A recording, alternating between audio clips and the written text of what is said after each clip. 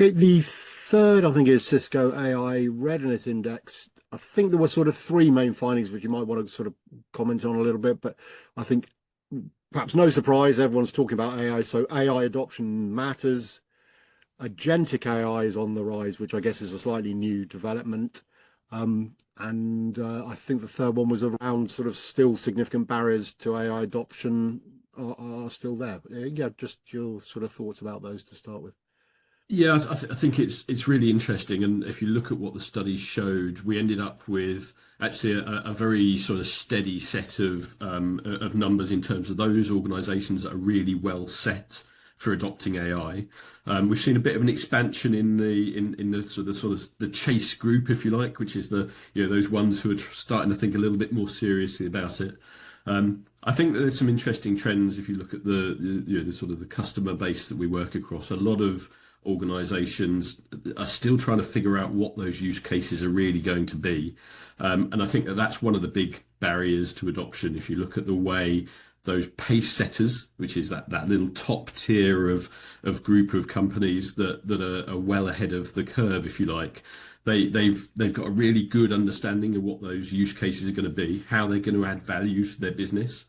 They've aligned them really well to their broader business strategy. They've got the technology foundations and everything that they need to be able to make it work. But more importantly than that, they've also got a couple of key pieces which we found that some of the chasers and the other companies aren't quite getting yet, which is how you really measure that impact of those use cases. And of course, having a well-defined use case helps with that. Having the culture to take something from being that pilot where it's a bit interesting and it's a bit quirky to something that you can actually roll out effectively across an organization is another one. And also just having the trust in the AI that they're looking at. People are not going to adopt AI unless they trust it, and if they don't, they will only trust it if it is secure. And I think that when you put those pieces together, that's where we see that distinction between that little group, that 13% at the top, which we're terming the pace setters, and the ones that are chasing the pack and still sort of finding their way a little bit in terms of what it looks like. Okay, so yeah, you've identified this small group of pace setters, and in terms of the approaches that are sort of characteristic of them, you've mentioned some, but perhaps we can explore them in a little more detail as to what they're actually doing. So I think the first one you say they make AI part of the business, not a side project. I'm intrigued with that because often when it comes to new technology, people say, start with a sort of pilot project and then build it. But you're saying kind of embed it in the business in some way. So yeah, just what's going on there? Yeah, and I think it's interesting. You're quite right. Most technology trends do start with a little pilot. I think that the key difference that we've got with AI is because of the impact it's going to have on the organization. It's not just a case of sort of feeling your way and trying to figure out what it might be able to do. I think you need that well-defined use case in order to make the pilot successful.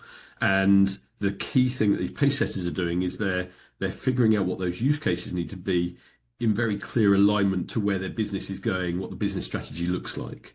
And that's why it's that piece around not just being a side project. It's got to have from the get-go the visibility of where it's going to end up.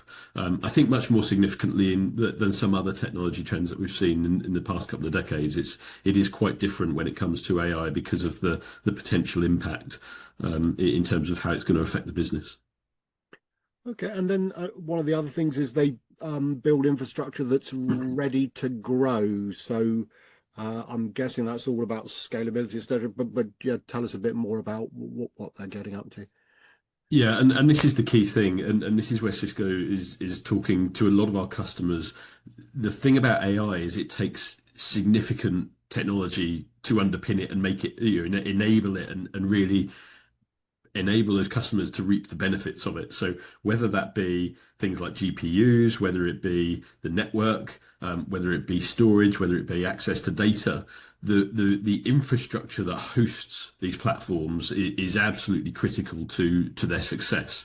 If you think back sort of 5, 10 years before the advent of AI as we know it today, you could get away with bits of latency here and slightly extended access to data there. And the challenge we have today is that those things that were kind of frustrations in the past now are pretty fundamental in terms of undermining the success of an AI project. So that those pace setters are the ones who have got that infrastructure in place. They understand the demand that they're likely to see, and you mentioned scalability, the ability to scale very quickly to accommodate the way that the AI platform and the way the AI applications are going to operate. Okay, and in terms of others you mentioned earlier, but perhaps again, just expand on it, moving pilots into production. So is that, I mean, I guess a lot of people obviously have pilot projects. Is it they either don't work or they just don't have the confidence to then move it over into the real world? What distinguishes these sort of pace setters from making that transition? It's a lot of it is the business culture and the business process aspect of it. It's having those well drilled, well defined processes that help them take those pilots and move them across. And it does obviously feed into some of those pieces we've already talked about around having the infrastructure that's ready. If we're talking about a pilot, obviously you don't need massive amounts of infrastructure, but when you move that into production, then obviously it's a very different story. So there's some pieces there around how these organizations are running their business with AI sort of right at the heart of what they're trying to do, and that feeds into these other areas, such as making sure that the infrastructure is ready, making sure they've got those processes for transitioning pilots into the mainstream, into production, as well as the ways around things like governance, and the measurement of the success. Everybody, when they do a pilot, defines some success criteria, and that's relatively straightforward. But then how do you actually continue that? How do you transition that into a production world where you can then continue to manage and monitor the success of it, the adoption of it, the engagement with it, the outputs of it?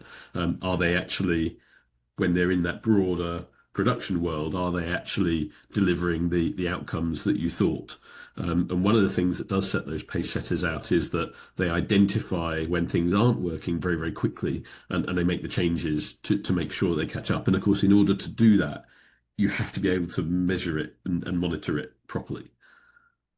Yeah, and I mean, I was going to come on to that. You say, they measure what matters. So are we talking sort of both technology in terms of the infrastructure that's delivering AI monitoring and, as you say, managing that, and then also, as you say, the business outcomes. So if something's not happening that the business expected, that sort of chains back to find out. Is it both of those sort of processes?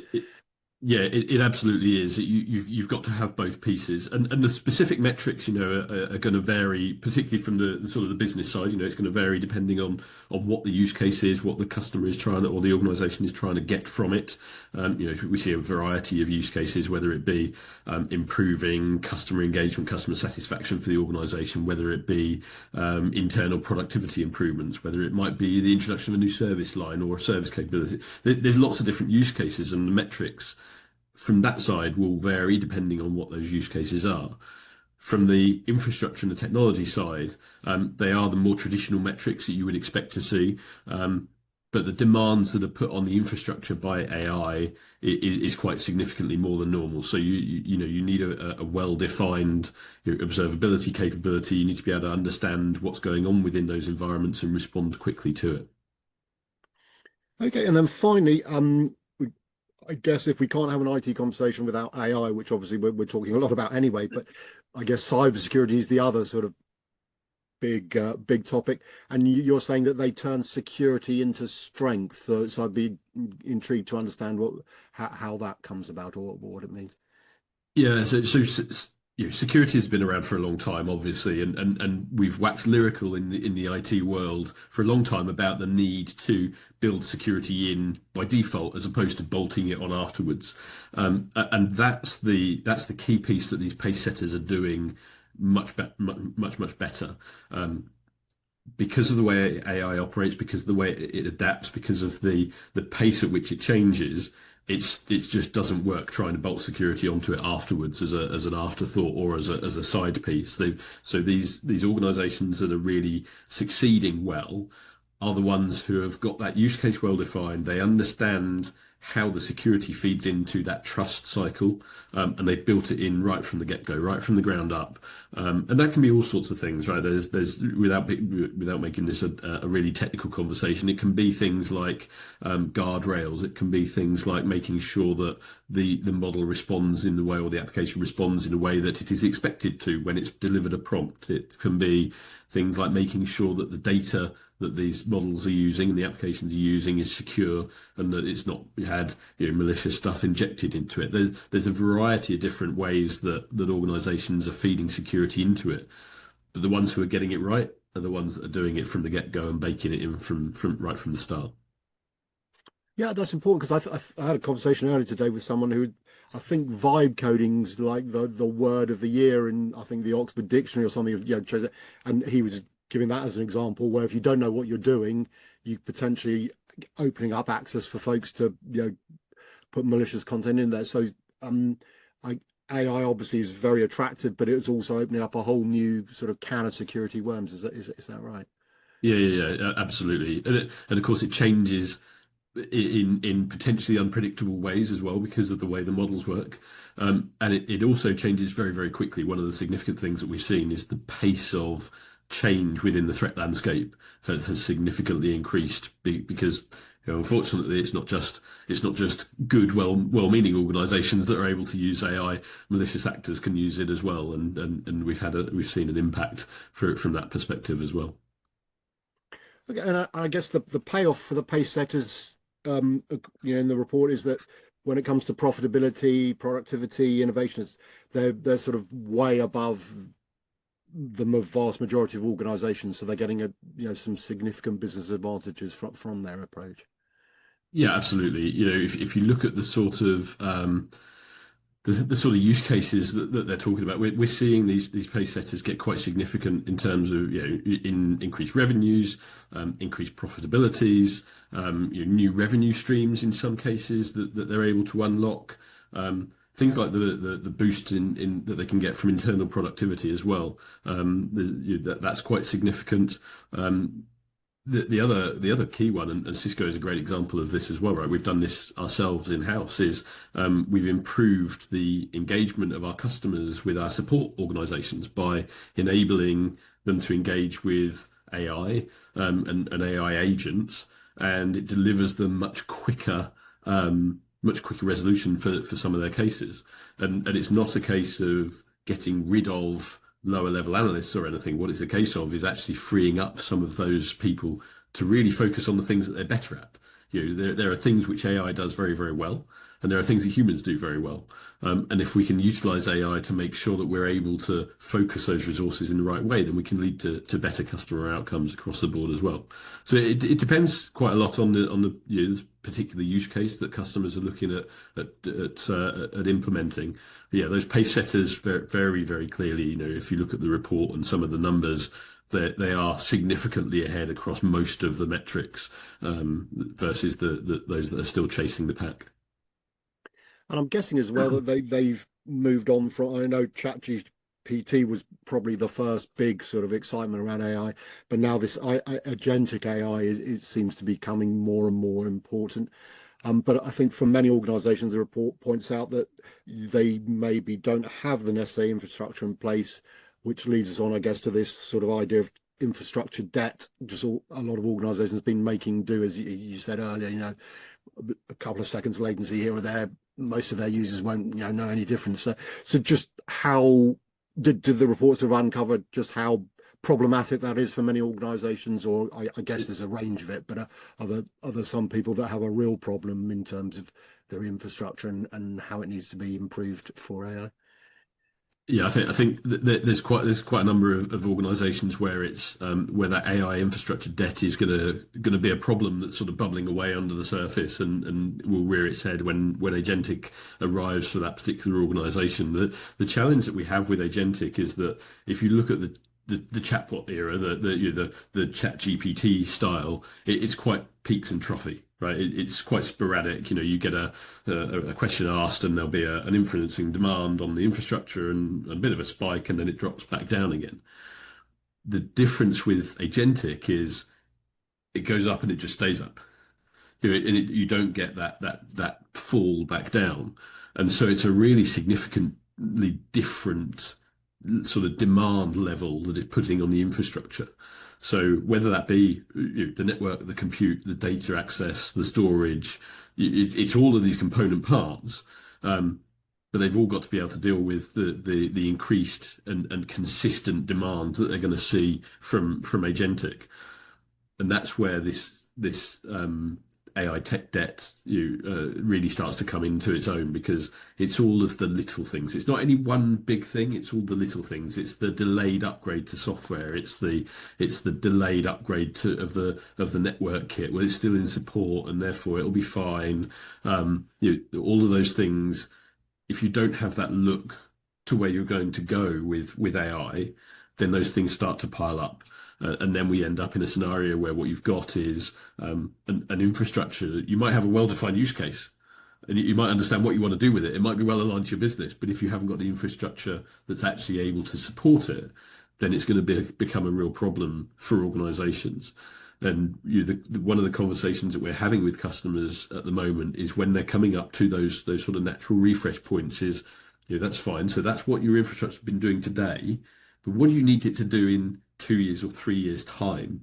Because that's where you need to start thinking. Because otherwise, what's going to happen is you're going to replace a load of kit, and you'll end up having to go back and find some more money to make sure that it's AI ready in the future. So I think we need customers to be quite strategic in some of their thinking about where they want to take AI and how they want to really get the business benefit from it. And then they can start, even if it's a year out, 2 years out, they can start to make some of those changes through the natural refresh cycles to make sure that the infrastructure that they've got is going to be capable of supporting what they want to achieve from AI. Okay, so as a result, I think other than the pace setters, the vast majority, there seems to be this gap between sort of AI ambition and operational readiness. I mean, is that leading to disillusionment, or is it just a sort of irritation that people are, as you've explained, you're having conversations with people and explaining what they need to do, or is it in danger of souring people to AI's potential? I don't think it's leading to real disillusionment. I think it is more frustration at this point. I think that most organisations that I speak to recognise that there is going to be a benefit for them if they can embrace AI and utilise it well within their organisation. Um, the key piece is trying to figure out how they're going to do that, how it's going to add the value that they're looking for. I think if you listen to some of the other people, the execs and stuff within Cisco, we're starting to see a bit of a gap now, and you will start to see those pace setters will start to sort of extend their lead, and anybody who's not really got their business strategy aligned to where they want to take it and utilize AI, I think will start to drift back a bit. So you'll start to see a bit of a gap emerge. I think that organizations have definitely got to start thinking quite seriously about what they want to achieve with AI. Because I think that there is a risk that some organisations may well get left behind if they don't really embrace it. It's not. I don't think it's a technology that you can go, oh, we'll catch up later. The way that AI develops, the way you only have to look at the last 3 or 4 years to see the pace of change is just unprecedented. And IT has always moved fast, but the pace of change we're seeing from an AI perspective is absolutely unprecedented, and therefore I think it's really important that organisations are starting to think seriously about it, starting to make sure that they've got the ideas and that they can then start to put those pieces in place to deliver on the potential of AI. And in terms of sort of coming up with a strategy to address the situation, do they start with the sort of the business end of it and work out what they want to achieve, and then I say to sort of chain back to what infrastructure to do? And I'm also interested, I mean, I may just have missed it, but I mean, I know the cloud was sort of everyone rushed to it and then maybe started coming out of it because it wasn't quite as what, but is again the cloud maybe able to provide that AI infrastructure much more quickly and I guess more cost effectively for a lot of organizations, or does that just not exist? And just, I suppose, um, a short sort of summary of that would be what can people do in-house outside to address the technical debt, which seems to be a big bottleneck. Yeah, actually that cloud point is a really interesting one, and we've seen quite a significant transition actually over the last probably 12 months, with organizations really starting to um, think more seriously about where it is best for their workloads to actually exist. And we're seeing a lot of repatriation of workloads into on-prem environments. A lot of organizations are using cloud and cloud-based AI for those pilot type scenarios to test out those use cases to be able to figure out whether or not that's actually going to deliver them the value, because it is easy to scale, it's easy to spin up, it's dynamic, it's elastic, which is all of the things that cloud was always meant to be. So there is an absolutely valid use case for that. What we're seeing as well is that actually running, once you've figured out what that use case is, running a production set of workloads in the cloud does become quite expensive quite quickly, and therefore we're seeing much more movement and a real transition towards a much more hybrid model of infrastructure use, where absolutely, if it's right and sensible to put the workload in the cloud, we'll do that. But actually, it may be more sensible to have that workload on-prem, or in our data center or our colo, so that we can manage it a bit more effectively. We're in a bit more control of some of the costs and the infrastructure and the technology associated with it. So yeah, we are seeing quite a significant shift, but cloud absolutely is definitely a key part of that, and can help people adopt and accelerate that pilot phase of AI projects quite significantly. Okay, and maybe just in finishing, without sort of scaring people, or maybe you have to, but what sort of time frame? You mentioned the Pacesetters are potentially going to disappear sort of further into the distance, but over what sort of time frame do you think people have to get their AI strategy properly up and running before they get sort of almost irreversibly left behind? I guess it slightly depends on the size, but yeah, as a sort of general sort of point. Yeah, I think it's an interesting question, because unfortunately it does depend on the type of use case, the type of organization. I think that if companies aren't seriously thinking about it today, then they're probably not in the right place, and they need to start really thinking quite seriously about how they engage with AI, how they're going to, what use cases might be relevant for their organization. I think that we've got a horizon of probably 12 to 24 months for organizations to start to move along that road through pilots, and start to make those changes in their infrastructure, so that they're ready for the next phase of AI, whatever that ends up being. I think we're going to see quite a significant increase in agentic. You'll start to see volumes of agents with manager agents with human managers over the top of that, and that sort of stuff, and then I think some of this also will end up constrained by some of the things which are unfortunately beyond the control of our customers and these organizations. Things like power availability, things like data center space availability. There's some real challenges in some of those spaces, because all of this stuff is very power hungry. So there's some interesting challenges, and Cisco is working very closely with a lot of these organizations to figure out how we help them enable some of that capability, and how we help them utilize things in different locations with technology that we've got, which helps those sort of aspects. So there's lots to do. It's a very, very dynamic environment at the moment, and I don't anticipate it changing anytime soon. But yeah, I think organisations need to start thinking certainly about how they're going to utilise AI and how it's going to benefit their business fairly quickly, because otherwise I think there is a bit of a risk for them. And I'm just thinking as well, the comparison between when the World Wide Web finally sort of got up and running, and large amounts of businesses went online and bricks and mortar and all that, and then people worked out they had to have a web presence. Are we talking the same kind, or even a bigger sort of shift, that if you don't use AI as it's potentially can be, then you will just sort of lose out to somebody who's using it as intended? I think that it certainly will have an impact on competition within certain markets. Yes, I think that's becoming quite obvious. I think that whatever given vertical market a customer might be operating in, if you've got competitors who are able to and are already utilizing AI, then there's a reasonable chance that the competition you're going to see is going to become a bit stiffer. So yeah, I think that it's certainly going to be an interesting few years as organisations start to figure out how they really make the most of AI. But yeah, it's certainly going to stiffen the competition, I think, in various markets. Okay, I mean, it's been lovely to chat, and thank you so much for sharing so many brilliant insights from the index, and then your sort of thoughts about AI more generally. It's obviously it's a fast-moving scenario, but it's exciting and I guess slightly daunting for folks. But really appreciate the time you've given me. So thanks so much, Rob. Thank you. That's all right. Thank you very much. Appreciate your time.